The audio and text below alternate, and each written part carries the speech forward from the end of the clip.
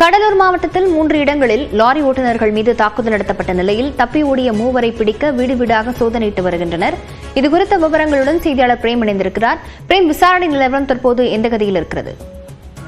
லாவண்யா, விழுப்புரம் நாகை 4 வழிச்சாலையில் முழு அளவில் தற்போது செயல்பாட்டில் கொண்டு வரப்பட்டிருக்கிறது. இந்த நிலையில் அதிக அளவில் கனரக வாகனங்கள் நாகைக்கும் மற்றும் விழுப்புரம் செல்லக்கூடியவர்கள் அந்த பிரதான சாலையை பயன்படுத்துகிறார்கள்.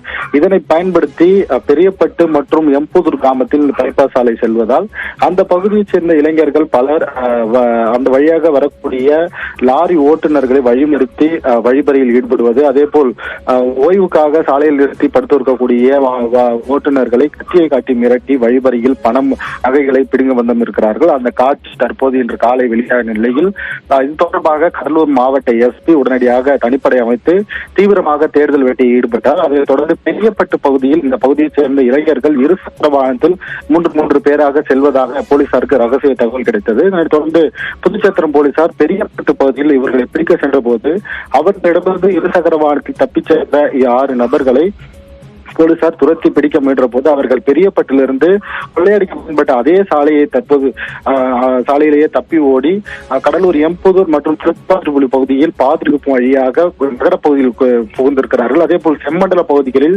வாகனங்கள் நிறுத்திவிட்டு வரதராஜன் நகர் வழியாக தப்பி ஓடி இருக்கிறார்கள். வீடுகளில் புகுந்து அவர்கள் பின்பக்கமாக தப்பி ஓடிய நிலையில் செம்மண்டல பகுதியில் இருக்கும் வரதராஜன் நகர் உள்ளிட்ட பல்வேறு நகரப்பகுதியில் தற்போது போலீசார் தீவிர தேடுதல் வேட்டையில் ஈடுபட்டனர். அதே போல் அங்கு புதார்களில் பதுங்கி இருந்த 3 பேரை தற்போது காவல்துறை கைது செய்திருக்கிறார்கள்.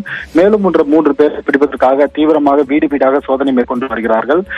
விழுப்புரம் நாகை புதிய சாலையில் இதுபோல் வழிபறியில் ஈடுபடுவது பெரும் பரபரப்பு ஏற்பட்ட நிலையில் இதுவரை 3 பேர் கைது செய்யப்பட்டிருக்கிறார்கள். மீதமுள்ள 3 பேரையும் தீவிரமாக தேடி அவர்களை உடனடியாக கைது நடவடிக்கை ஈடுபட 5 தனிப்படைகளை தற்போது காவல்துறையினர் கடலூர் எஸ்பி அமைத்திருக்கிறார். அதனைத் தொடர்ந்து தீவிரமாக தேடுதல் வேட்டை என்பது நடைபெற்று வருகிறது. விவரங்களுக்கு நன்றி பிரேம்.